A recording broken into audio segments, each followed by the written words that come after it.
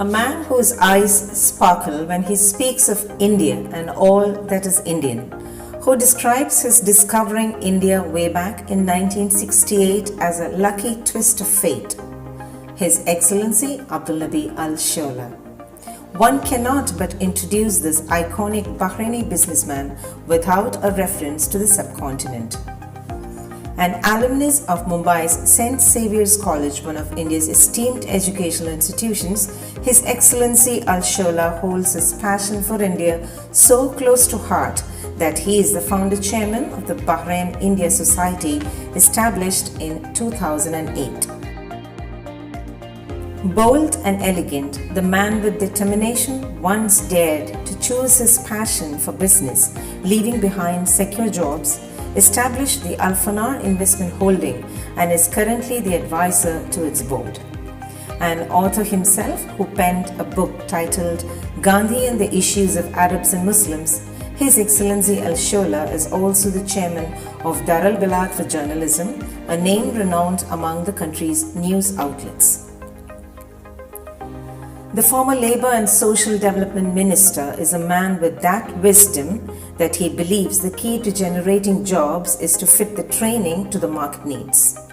As a member of the appointed Shura Council and the second Vice Chairman of Bahrain Chamber of Commerce and Industry in the past, His Excellency is sure that one could strike a balance of roles when dealt in an organized manner. He also served as a board member in several semi-government organizations, including being the chairman of the General Organization for Social Insurance in Bahrain. Sharing from the leaves of his life spanning over 7 decades, detailing memories of days right from that as a messenger boy with a local contractor as he climbed up the rungs of success, the grandfather, father, and a husband who emotionally holds family close to his heart. Joining us tonight on the debut New Year episode of the BIZ Talk from BMC Global Live, His Excellency Abdulnabi ALSHOALA.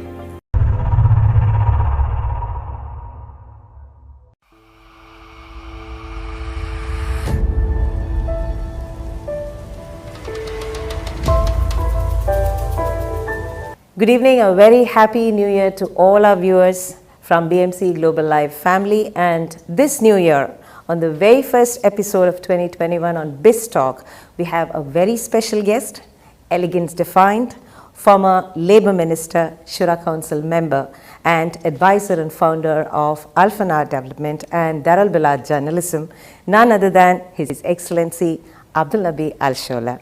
Thank you. Good evening, Your Excellency, and welcome to BIZ Talk, brought to you by BMC Global Life.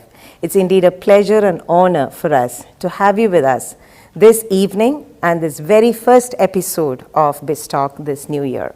Welcome to the show, sir. Thank you very much. I'm delighted to be here and grateful for the invitation, and I reciprocate your good wishes and feeling. I wish you and everybody in this organization a very successful and happy 2021. We're looking forward for the new year. Yes. With great enthusiasm and hope and optimism. Indeed, that is the word. We look forward to hope and enthusiasm. Thank you very much, Your Excellency. Let me begin this talk show where we bring in success stories of business leaders, getting the people interact or know about businessmen like you, icons like you. Let me begin with this thing which I always had in mind. Whenever we hear the name Abdulnabi ALSHOALA, you're always remembered alongside India and Indians. What is this magic that binds you close to this country? It's, I think, a pure coincidence, if I may say so, and if I have to go back to more than 50 years ago, actually, and precisely in 1969, when I visited India for the first time and for a short visit, and ended up to be for 4 years constant here, continuously staying there, and since then never a year passed without me being there, at least twice a year, except in this year, Corona year, last year. But I'm happy to say that my last trip was actually in Delhi in February 2020, and since then that was the last trip I made, out of Bahrain. Yeah, back to 1969 when I landed in India. At that time, Bahrain was a very small community. Today itself, we are just over 1 million plus 1.5 or plus or more than. At that time, I guess it wasn't more than 500,000, all of us here. All right. And the main colors, as you know, in those days, only two: white, which the men wears, black, which the women wear. Yeah. So, and we have very small Indian community, but a very vibrant and business community. In those days, we didn't have technicians or laborers or from India. We always have Indian businessmen. The business scene is actually, I won't say dominated, but the Indian presence there were there for many, many years. And even now, for a non-Muslim Indian, we say banyan. Okay. Because at the beginning, the banyas came. That was the community. The community, the traders were there, and they were in the market all the time. And when I went to India, I was bewildered, with the size, with the sheer number of people, with the colors of the dresses. There is no color on earth which is not, the saris, the turban itself, Yes. So many kind and so many colors. The number of people, the different faces, I would say I was bewildered, and at that time, if one would use the word, love from the first sight, that's it. So I like the place. The main thing that has attracted me to see such diversity and living together, including human beings and animals. Nowhere in the world you will go and see on the streets, human beings and animals side by side, cats and dogs side by side. They are there. So coexistence is there. Tolerance, I gradually, of course, saw that in front of me, the spirits or the principles of coexistence and tolerance and living together and having space for everybody. There is no religion, there is no faith on earth which is not there. It's all there, and they are all living together in harmony. And that continued even if from time to time something happens, it goes back to even as of today. I can tell you, India will go back to its real spirit, you see, of coexistence, of living together, of keeping room for everyone there.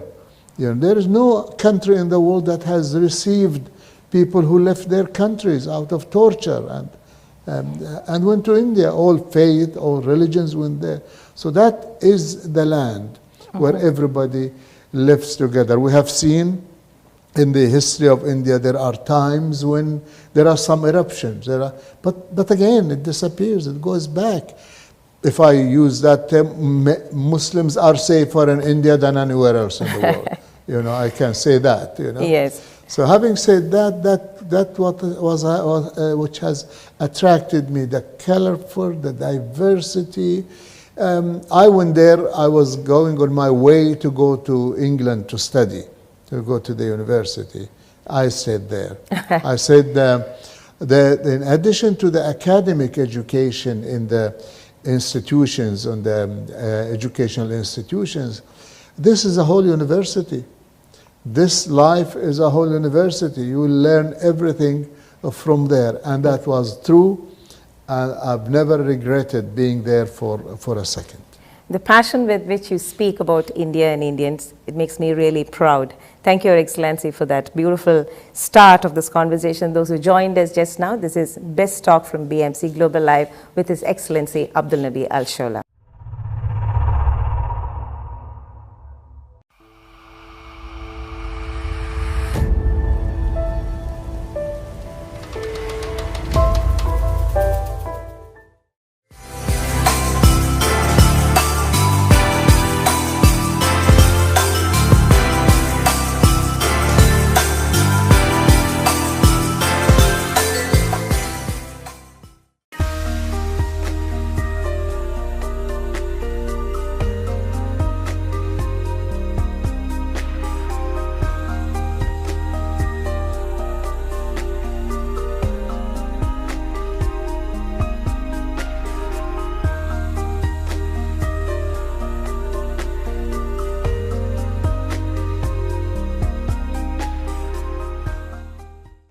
NSE Remit has launched Send and Win.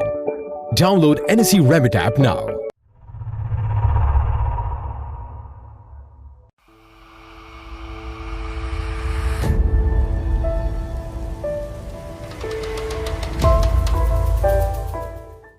Welcome back to BIZ Talk. We have with us this evening His Excellency ALSHOALA. ALSHOALA. Your Excellency, let's come back to Bahrain from India. You've been the former Labour Minister for the country.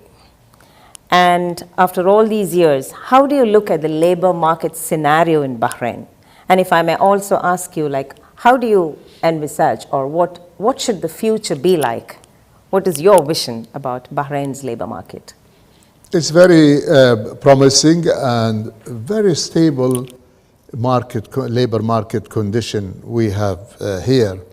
And we are really lucky to say that we have the opportunity or the privilege that next to us there is that huge reservoir of talent, of knowledge, of experience, of education in India, as an example. And we are really grateful. I've always said that at the time when I was in the ministry, before and after, that we are really grateful for the contribution that the Indian skills have given us in all respects, in all aspects of our life and of our development. You know, there is no job that we don't have from the accountancy to the medical to education to engineering to architecture.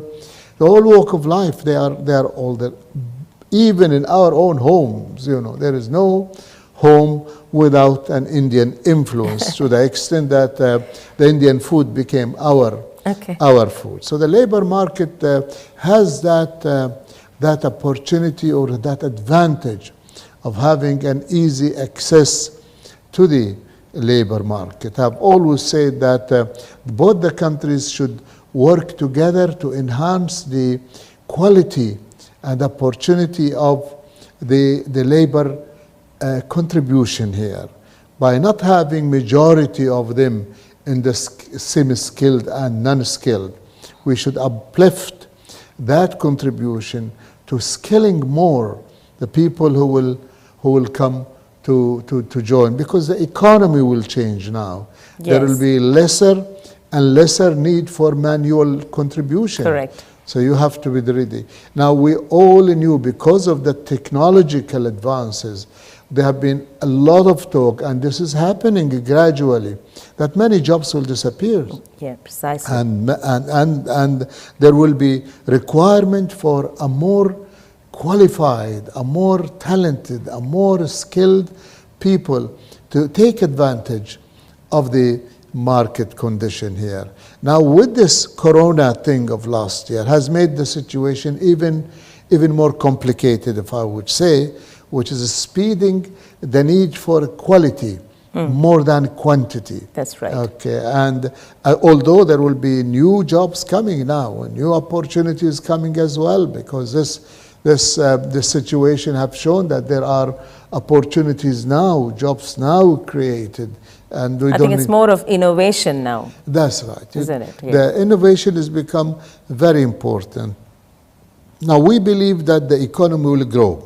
Bahrain economy will continue to grow. The GCC itself will continue to grow. There'll be much more, hopefully, much more integration, greater market opportunities to work together. So it will continue, the labor market, to grow in a steady way and in a professional way. I still believe that cooperation is needed. We all talk about localization and Bahrainization. Now these are very, very important. I haven't seen people who wanted, in those days particularly, that they wanted a job and that job is being occupied by a foreigner. No, it was a mismatching. We had a situation of mismatching of the graduates of the schools or educational institutions of Bahrain did not match the requirement of the labor market. And that's happening everywhere. Even in India it happens, you know. Yes, I think that's global. That's isn't global, it? Yes. everywhere, and the business community always demanding a better product, a better outcome of the educational system. Yes. Now when we go to foreign market, and if we go to India and resort to their skills, we get the top. We go and get the top from there. Yes. You know? And we get them here, whereas the need for uplifting the labor market, the labor quality of labor is important. Now, I think the answer to that is education, and education and education.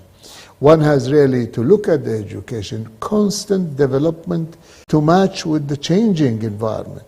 Still, education will not be enough. Still education, there will be still the need for continuous training and skilling. This does not become a luxury to go for a training now.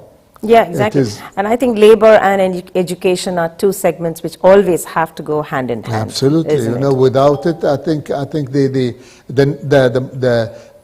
I always say 3 times education. Yes. Is what is required. Then furthermore is, of course, the upbringing and the culture is important. You know, the home has also to contribute to the values.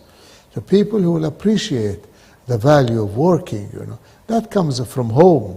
That comes from society as a whole. We all has really to uplift those values of working, of hard work, of commitment, of sincerity in work. You see, these are values that education itself does not install it in the students. You know, this is the community as a whole. You see, that they should contribute in that, and I think that we will see that growing. We see it now happening. We will see more and more of it is taking place. So the labor market will grow. Right, right. And when you emphasize on education, it reminds me of the alumnus of St. Xavier's, Bombay. Yeah. His Excellency is the alumnus of this prestigious institution, and no wonder you were talking of the colors of Bombay. And I remember reading somewhere where you have taken your wife to Bombay soon after your wedding. And I think the next 3 consecutive holidays were in Bombay, that she had to remind you that there are other countries in the world too to go for holidays. That piece was very interesting. So that indeed described your passion. And yet another personality that we would love to hear from you is Father de Cruz. I'm sure you remember Father de Cruz. Of course. Yeah. I cannot forget Father de Cruz. Now, when I was invited, I was there in India for about 2 months by that time, and I was invited by an Arab businessman who lives in Bombay for many years to his house, which I feel very privileged. At that time I was a student, and I went there, and he has 2 daughters, and the daughter asked me, "What are you doing here? How long you been here?" I said, 2 months plus. He said, "What are you doing?" I couldn't say I'm coming for tourism, because those days, you know, the hippies and all that, she may think that I'm one of those. Nor I wanted to say. I said, I'm looking to join an educational institution.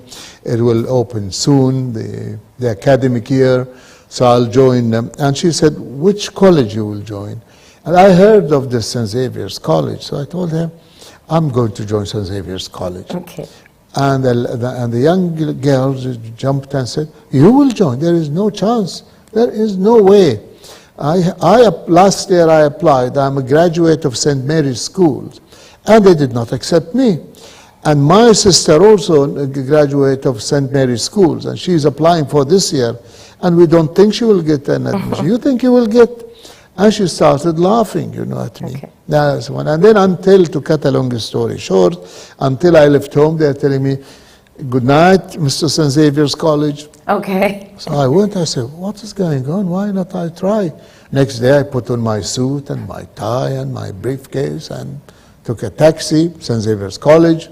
Okay. So I went there and asked, "Where is the principal?" And I think the people thought I'm an educational expert coming with my suitcase and all that, so they took me straight to the principal's office. Father de Cruz, hello father, good morning, good morning. I told him I came for admission. He said, well, did you see that queue outside? I said, yes, I did. How long do you think that queue? I said, about 300 meters. He said, what makes you bypass them all and come for the admission? I said, well, Father, I have already crossed 3,000 kilometers to come and see you for that, for this purpose, you know. So I had a longer queue than them. Anyway, he was impressed for a number of reasons, and he said, you have a problem with your English language. It's not very good at all. I said, well, give me a chance. And then I was enrolled. So he gave me the admission. And no, I also told him, I must admit here, that Father, you have to decide today, because I have a scholarship. And the scholarship is dependent on me joining your college. Okay. And unfortunately, today is the last day. Okay, you said conditions before him. You literally said conditions before him. So he was very sympathetic, and he said, I come from very weak background, please help me, and you are a father. My future is in your hand, and you are a man of God, and all this. And finally it worked. And he was a little bit impressed, a little bit sympathetic, because I just want to go in the evening to the house of this guy to tell that I got the admission. And then, and that's what I did. You know, in the evening I went with a bouquet of flowers. I'm in the college. If you need any help, let me know. Then a few weeks later, I went to see Father de Cruz. Became like a guardian to me, because that was in the form. You have to mention the guardian. Local guardian. And I said, well, I have to put either you or God. One, I have nobody here. Okay. So he decided, okay, put my name as a guardian. So went to him after a few weeks. Said, Father, I'm not Christian, I'm not Catholic, but I have a confession to make. So what is it? I said, Father, I didn't have any scholarship before, and it was not the last day. But I wanted to join. Would you forgive me? He said, okay, you are forgiven. Okay. And we became very close to me. After I finished and I came here, I invited him many, many times. He came, he stayed with us. And also he stayed at St. Christopher Church there. He used to go there for a number of times. And whenever I go to Bombay, I see him, I invite him for dinners and lunches, and we sit together with friends also. And unfortunately, he passed away many years ago now. And he was teaching in Tokyo, in Japan. Okay. A very brilliant teacher and very human, you see. Yeah. It was a great experience. That was a beautiful narrative. I really wanted our listeners to hear it straight from His Excellency Abdulnabi Shola, because that speaks of a bond more than a teacher-student relationship, and that also speaks of how His Excellency is capable to work his way through the gift of gab and the personality, which I, in my intro, said elegance defined. And I've also heard people said, and you still are, you're handsome personified as well. Thank you. That's with us this evening on BIZ Talk. Let's take a short break with His Excellency ALSHOALA.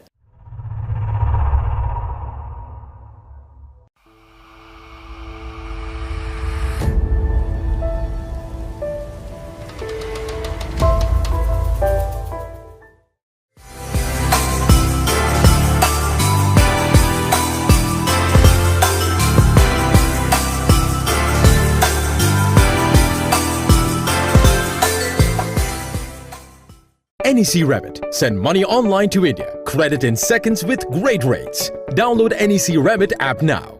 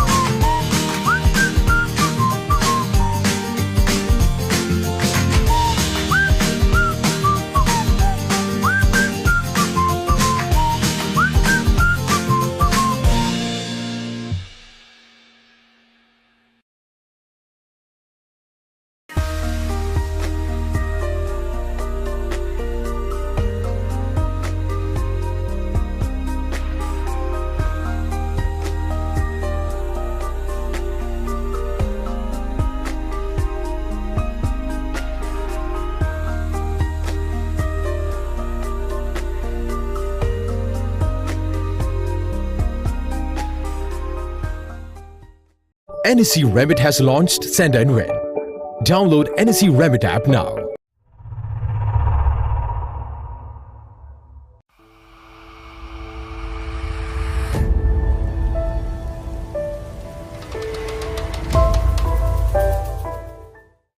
Welcome back to BIZ Talk from BMC Global Live, and this evening we have with us His Excellency ALSHOALA ALSHOALA. Your Excellency, I have interacted with a couple of, or more than 2 to 3 businessmen on the same platform, and they always, when they shared their success story, they always had to share with me something beautiful, the story of struggle, what brought you here, the real success story. Do you have anything like that to share with us this evening, which could be an inspiration to budding entrepreneurs, young businessmen who are struggling, businesswomen who are struggling out there? Is there any story that you would like to share with us this evening? Yes, indeed. I tell you, in my generation, in Bahrain, I'll talk, probably more than 90% of the businessmen you see here are actually self-made. They started from the beginning, and they worked very hard to reach where they are. I'm also one of them, We all started to work even at the time when I was in the school. In the afternoon, we used to go and work. In the school holidays, the summer holidays, we go and work. I worked with a very big businessman as a messenger when I was there, okay? And many, many years later, in fact, at the time when I was minister, I invited them for dinner, and he was there. And I did remind him of that, and I thanked him, because I thought when I saw him, and I will mention his name, the late Yusuf Al-Muayyad, father of Farouk Al-Muayyad, a gracious man, a man with a stature and dignity, I always look at him with admiration. And hope one day one should be like that, And yes, we did work started from a humble start, and that itself is a school. That is the school of business, which unfortunately the generation of today's days, they don't have it. Yes. They don't need it, or they don't need to do it. And they're actually missing a lot. Yeah. I think that's where people will learn the value of work, the value of money, the value of things. So this is true, that I'm also one of the people who started from the beginning as a self-made person, and I'm proud of it, although sometimes one would think probably would have been better if one was born with a bit of cushions around him. But if you look at it today, I think... yes, the fruit is sweeter today, isn't that's it, Your right, Excellency, you see. isn't So it? one feel that he's enjoying the result of that hard work, and probably without that, maybe one would not have reached to what one would have reached, So yes, I worked, and then when I finished the schools in Bahrain, I wanted to go for university education, but I have no means to do that, no financial means to do it, so I have to work for 3 years first. And in those days, I'm talking about early 60s, okay, in Bahrain, the position of a teacher was very important, And this is like now a banker, teaching is something that, and also there was a need for teachers. So most of the graduates of the schools, they go as teachers. And I have 2 friends, and we applied for applied for working as teachers. As soon as I finished the examination, second day I was working. Okay. Yeah, I went to work with a contractor, a small contractor in Bahrain, who also has a brick factory and aggregate crusher, stone crusher, and I worked with him. At that time, the salary was in rupees. Oh, yeah. 350 rupees per month. Okay. Okay. And then, so I worked there. And then when the result of the examination came, I applied for a teacher with my 2 friends. Soon after a little while, the acceptance came for the three of us. Okay. But then I decided to think that I was chosen to teach Arabic language, okay? And then I have decided not to go. And everybody was surprised. You are leaving a very secure job, clean job, respect job with so many holidays. You know, in our teachers, they get so many holidays. Yes. Summer, winter, spring, every But season. gone are those days, Your Excellency. Now you ask the teachers the burden that they take. Yeah, those days it was different. I think they Yes. got a lot of holidays, you know. So, but I said no. I want to learn from this man. This is where, because if you teach Arabic language, grammar doesn't change. You know, Yeah. you cannot have any innovation or any. Yes. You cannot change the grammar. You cannot change numbers. You cannot change geography. You cannot. Yeah. You have to repeat yourself every year the same thing, and you will never learn. You know, you make others probably learn, but you don't learn anything. Growth, yeah. Yeah. So I have chosen to stay with the contractor to work instead. Okay. Almost 12 hours a day working. He doesn't know anything called holidays or weekend or anything. No security, no job security at all compared to the government job. School job, But yeah. still I have chosen. There's only one condition I told him, because at that time the salary in the school government was 450 rupees a month. And I was getting 350 rupees. So he agreed to give me 100 extra Okay. which was a great increase at one time, you know, to me. And I continued working there for 3 years, and I did learn a lot, you know, and I saved, not enough, but I saved enough to, because after 3 years you have to stop, and otherwise you will not then go to college. And this is the beginning of that. That's where I started working, and I went there. The amount I have saved actually was not enough. But when I was planning to go to London for the university there, I thought, okay, maybe this is enough for 1 year. And then I will clean plates or anything like everyone else, and then continue to work there. Many do that, like that, you know. That's right. Many they go, and so I'll be one of those. Now in India, you cannot go on the clean dishes, Yes. you know. There are many people cleaning dishes. And however, I managed to do some work. I started translation. Okay, I started teaching Arabic for schools. So this is how one learned and how one grows and how things builds up, you know. The basic thing, of course, for one to start is the hard work. There is no answer to that. No substitute to No hard substitute work. to hard work. Sincerity, you have to. Punctuality is important, and honesty. You know, these are important. Capital, don't believe in it. You know, if you want to start business, capital, I have seen, and my experience shows, is the last thing you need. I have seen people in the business with a huge amount of capital, which all gone. They inherited huge amount of wealth, gone. And I have seen their project, their business were bought by people who started from zero, without capital. So this is a lesson very clear, you know, that the most important asset you need is your determination and is yourself. And this has proved when I came back from India. I joined the Ministry of Foreign Affairs, and that was in 1973, for a short while. Then came the October War of 1973, if you remember, and the prices of oil shot up. So very clear, the economy now will change, you know, and there'll be huge opportunities, okay? And I thought, okay, I will leave this job and go and try my luck in the market, you know. I'll start a new business. I'll start public relations.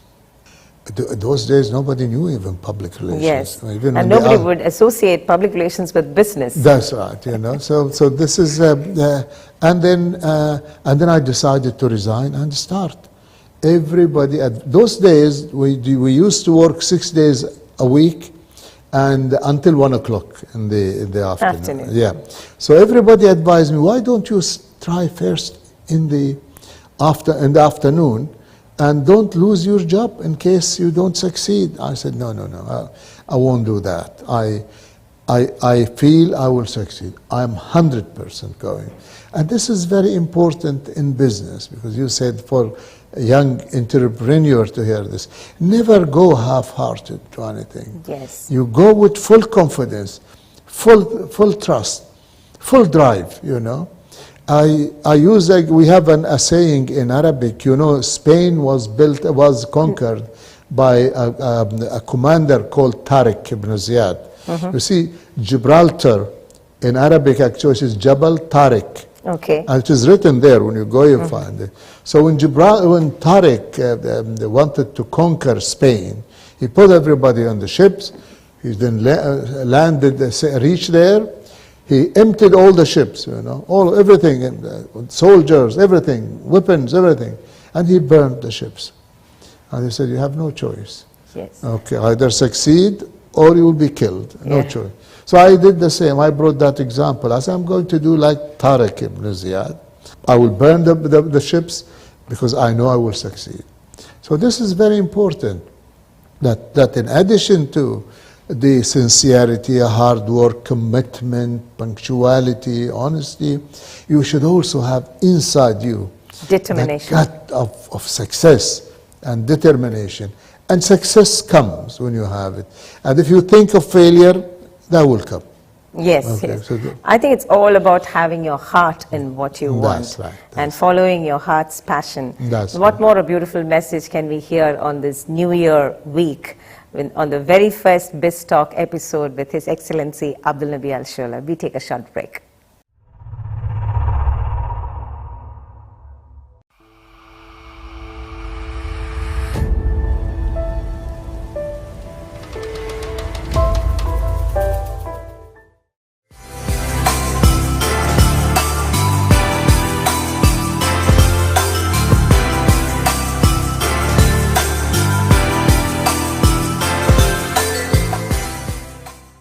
NEC Remit. Send money online to India. Credit in seconds with great rates. Download NEC Remit app now.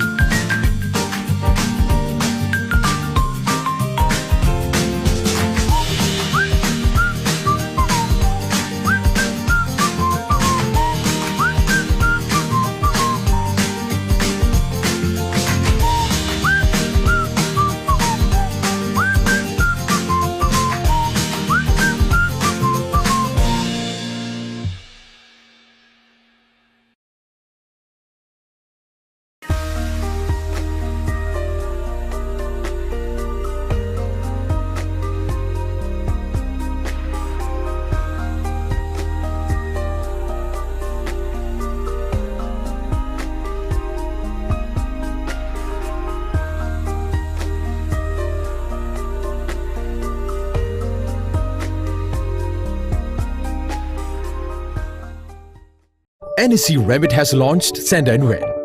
Download NEC Remit app now.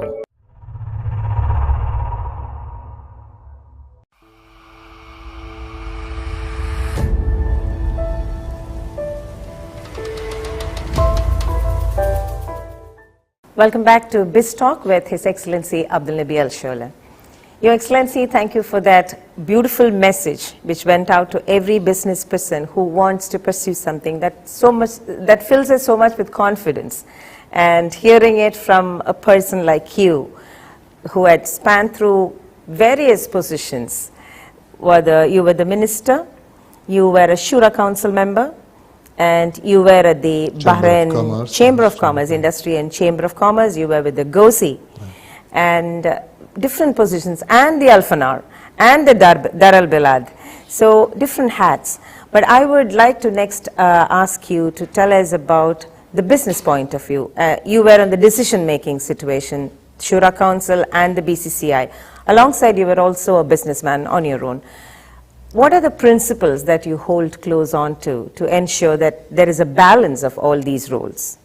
Because you represent the business community, the private sector, and the decision-making community at the Shura Council. Did you find at any point of time some clashes within or difficult to take decisions? How did you balance this?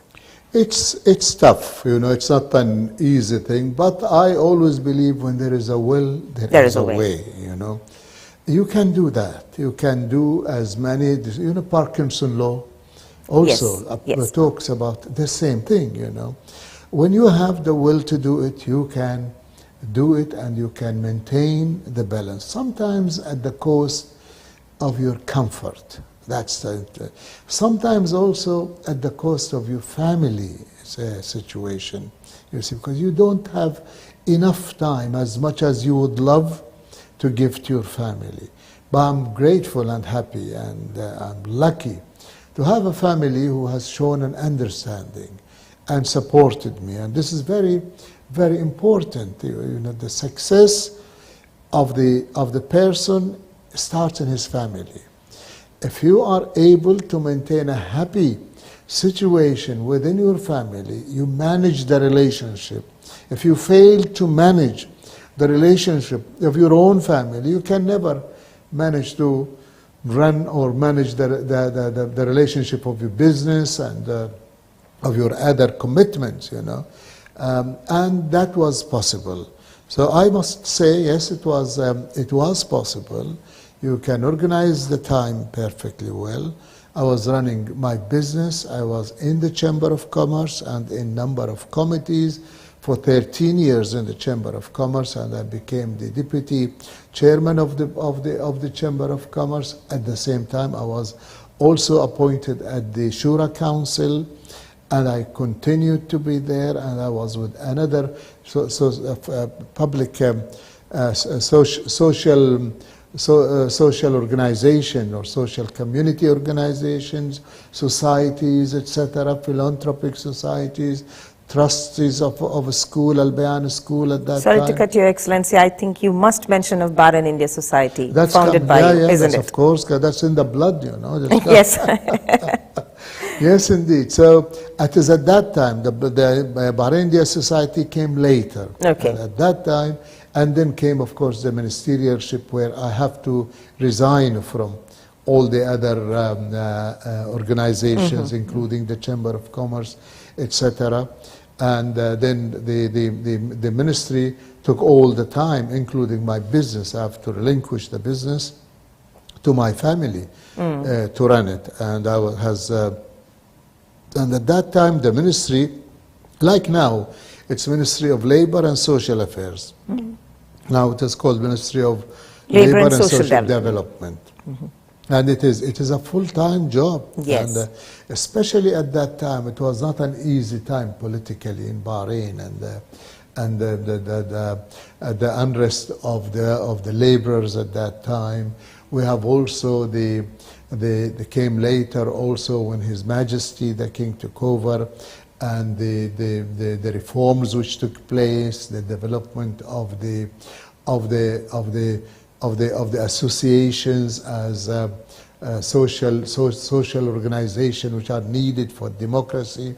So there was that influx of the formation of number of political societies, you know, which was new at that time. Mind you, at that time, I must say also, in my days, I remember the number of Indian association which were approved. At that time, it was 32. Okay. You know, I'm sure it is much more now, much more including now, Malayalam yes. and Gujaratis and you name it, it's all there, you know.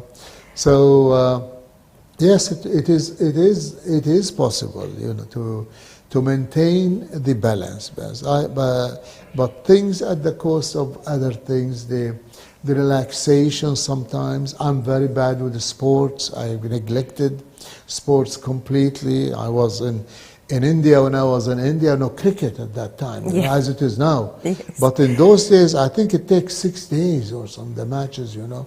It goes on for days, 6 days. And everybody asks, what's the score? What's the score? And I don't know. So what I have done, I started, whenever I see anybody, I ask him, what's the score? And they tell me. So if anyone next asks me, at least I remember the figures he told me. But I never got this. So that is also, unfortunately, that is an area where I have missed or I have neglected, you know, sports. But all other things was going very well. And I was still I was writing. I have, even now, I have a weekly column regularly every Sunday in the newspapers, you know, in political and economic and social issues regularly. I publish it, except tomorrow because it's a New Year's, you see, so yeah. I gave myself a break for that one here. But I continued, and even when I was in India, as I told you, when I was a student, there was a shortage of money. The money I went was not enough. So one of the income I had is I used to write to newspapers here as well. Okay. Yes, and I have interviewed Mrs. Gandhi. Your Excellency, you must share with us your meeting with former Indian Prime Minister, late Mrs. Indira Gandhi. I think you have had a chance to interview her. Yes, I did, and I met her in more than one occasion. In one occasion also, when I came back here, we led a group of students that met with her. I think Bahrain students or Arab students? Bahrain, Bahrain students. From Bahrain. Yeah.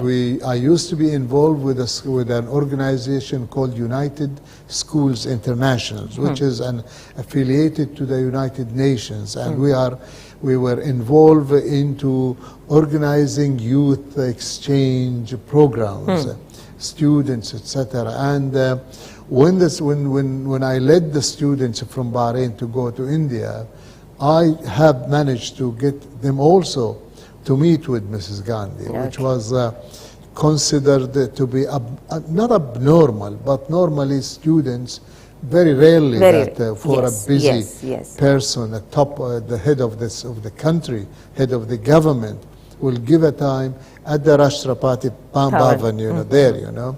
And yes, I met her during the Bangladesh war, at that time, you know, and interviewed her and had covered a lot of about the Indo-Pakistan war at that time and the liberation of Bangladesh. I was given a lot of, to tell you the truth, a lot of support, a lot of information, because I was probably the only Arab Muslim media representative, because I have registered myself as a media representative, as a press representative. So they were very happy to give me information and to see that message is conveyed, and I was only writing, of course, to newspapers in Bahrain, but it was I was really enjoying the amount of support. I think when I even recently wrote about the visit of a foreign minister of Iraq at the time of Saddam Hussein when he went there. They were trying to cooperate in the nuclear area, this one. But the Indians were very cautious, and they were not sure whether they want to involve with the regime of Saddam Hussein on programs like this. I heard it there. But they have invited me to go and meet with and I have also made an interview with him. And I went with the whole delegation to the Baba Atomic Energy Center, you know, there, to go with him also. So that was quite a remarkable time and stimulating for the energy. When you really, I still managed to pass my exam. I didn't get the first class. With all of this, being the president of the Bahrain Student Association, Arab Student Union, involved in writing, you know, you need Einstein to be to get the first class or something. So I just managed to get past. So you've always been a very busy person, from student life to college, I mean the future. That takes me to this question. Tell us about your family, who has been putting up with all these busy schedules and your go-getting attitude. Who are the people behind this strength? Yes, as I said, I think my wife takes the credit for that, and I can tell you the one who said, I don't say behind every great man there is a woman. I think beside every man there is a woman. If there is no woman beside you, I would underline that. that's right. Yes, without if you don't have a woman beside you, your wife beside you, then your chance of success or a victory is rather weak. You know, we are able to achieve what one. I'm sure the people you met also before, especially those who are self-made, their families has a lot to contribute, a lot of credit to take for. In fact, all the credit, I would say, because without it, you would not be. So I say that I'm lucky and to have a very good wife who supported me and a family who has understood me. I have 3 girls and 1 boy. Now they are grown up, all of them, and I have 8 grandchildren. Grandchildren, yes. And the best time the best time I have in every day is when I see one of my grandchildren at least, you know, and they come and visit us regularly. Unfortunately, last year was a tough year because of the corona and social distancing, which is very painful. That is the most painful thing about that year or this disease, is we are going contrary to what we have been brought up to be. The culture, social closeness. You have to be close. You have to be together. You have to be with your family. You have to be with your parents. You have to be with... And now they tell us, stay away from them. That was the painful part of the whole thing. That disruption of the social relationship between families, between friends, between associates. You know, came this social distancing and Zooming and all that, you know. Yes, indeed. I can see that pain in you, and none of us are different from that. None of us were spared from that. And as we come to the close of this beautiful evening, I may have a couple of more simple questions before we wind up, because spanning over 5 to 6 decades of your life, it's like a textbook, and we can never stop this beautiful conversation. It's an honor and pride to have you with us. Your Excellency, your interest in journalism, and that's what we have, the Dar al-Balad, the newspaper, Al-Balad newspaper, and you touched upon public relations to start as a business, isn't it? What is your take on today's journalism? And of course, 2020 has brought to us platforms like the Bahrain Media City, these kind of platforms, the virtual platforms. Where do you think the future is taking us in the field of journalism?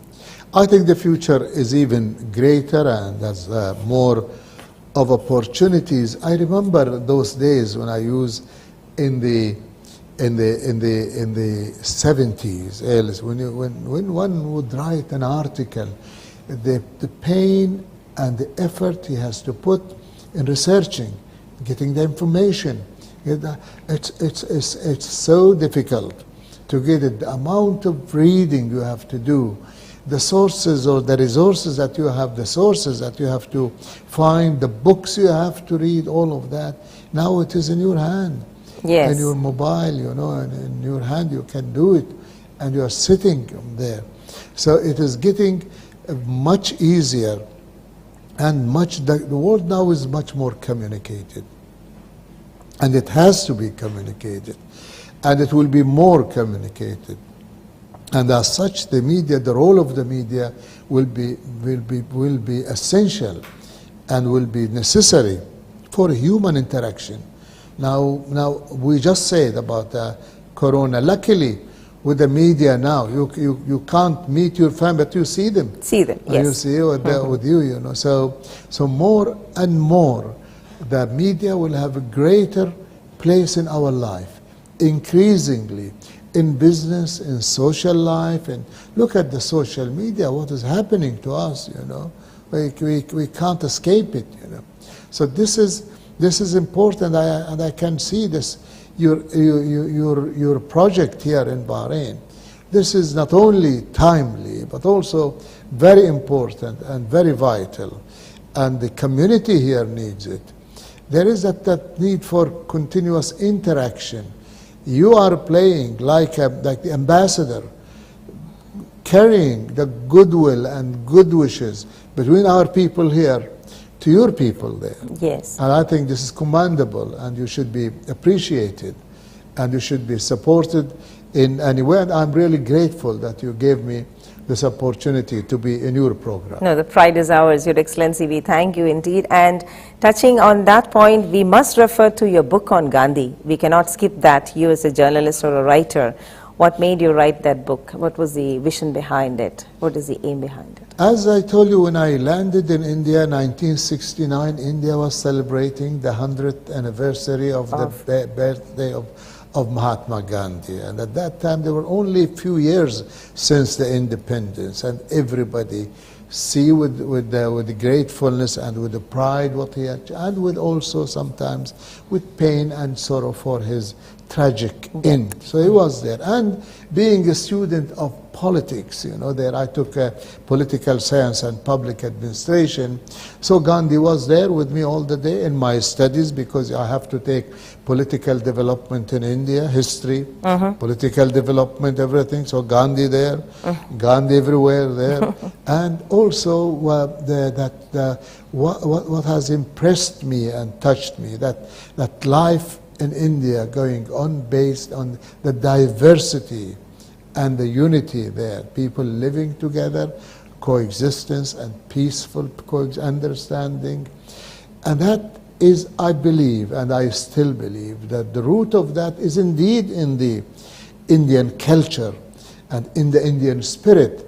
But Gandhi managed to bring it up, and in the politics also. So see, so that is what made me really made me more interested in learning more about Gandhi. Since then, I was reading. Secondly, when I came back here, and at the time when I thought of publishing the book, the idea was there many years before, but there was no time. But then I had to create the time, because we, as you know, we had this constant disruption, wars and conflict in our region. You got the war between Iraq and Iran, you got the invasion of Kuwait, you got the invasion of Iraq, you have the problem in Syria, you have violence, wars, bloodshed everywhere. Then you have groups coming like ISIS, like all that kind of things. There is a need to evoke in this region, in our region, more than anywhere else, to evoke those principles, you know, of Gandhi, of peaceful coexistence and peaceful manner and non-violence. You can solve your problem. He managed to obtain the independence of India, the jewel of the British crown, to take it from the hands of the British Empire, or from the hand of Churchill, who was this one, without firing a bullet. You know, this is the lesson that we have to learn in our, and all over the world, increasingly so. So that education was needed here. And I thought it is a duty for everybody to contribute. And I thought one of those responsibility is to bring that message to our people, to learn from the life and the achievement of Gandhi, that we should learn his principles and his teachings of peace, of love, of coexistence, of non-violence. That's one. Secondly, 4 years is not a small year. I have been there. I lived in that country. I enjoyed it. I learned a lot. I feel I'm grateful to that place. At least I should pay back a little of it, and that is no measure to what I got. So that's one way of paying back a little. I continued to write about India all the time, you know, and I feel that I write the right thing for the benefit of our people, both the people. But this book was one sort of a landmark in my contribution in that direction, which is also to say to India, thank you. The book is also not only talking about Gandhi, but also trying to teach our people here more, to learn more, to understand more about India. So contributing to better understanding, better interaction. It was received very well. It was the first print or the first edition in Arabic finished quickly. It was nominated for prizes. The second one already running out now, although these days there were no book fairs or anything, but still now we are talking about the third edition. The book also is translated already to Urdu and to Malayalam and published already, but in the process by end of this month, Hindi and English will be also published. The English one is published by Rupa Publishing in Delhi, which is the largest publishing house there. So I'm very happy with the response that the book has managed to get. Great. Thank you, Your Excellency, and that was a beautiful evening. And before we wind up, we have stepped into one more year. Perhaps 2021 is a year which no other year might have been much awaited by everyone, isn't it? All of us were looking forward to this year. What is one thing that you would want to see happening in 2021? Do you have a personal goal or for the world from after all the bleakness that we saw in 2020? What is that one message that you have?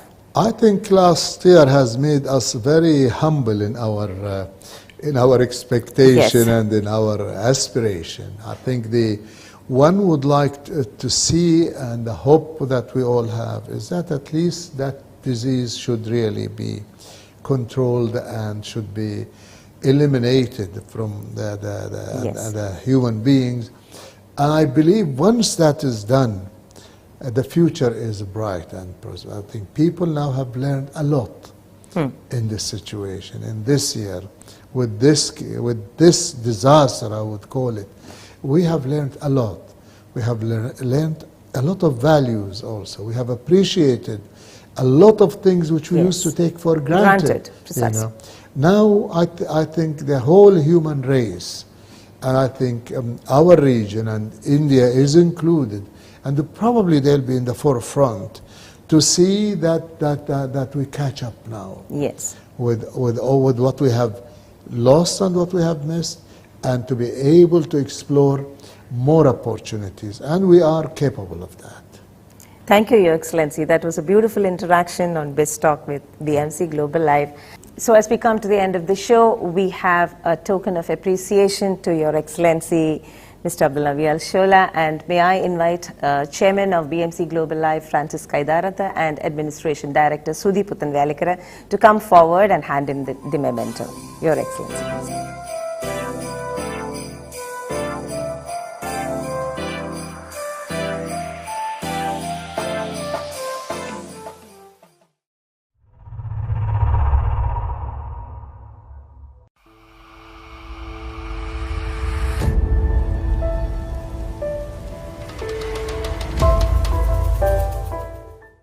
With that, we come to the close of yet another episode of BIZ Talk, the very first of 2021, with His Excellency ALSHOALA ALSHOALA, former Minister and Shura Council member, founder and advisor to Alphanar Investment Holding, and Chairman of Al Bilad for Journalism. Until we meet next week with yet another business icon, this is me, Raji Unikrishnan, signing off. Good night.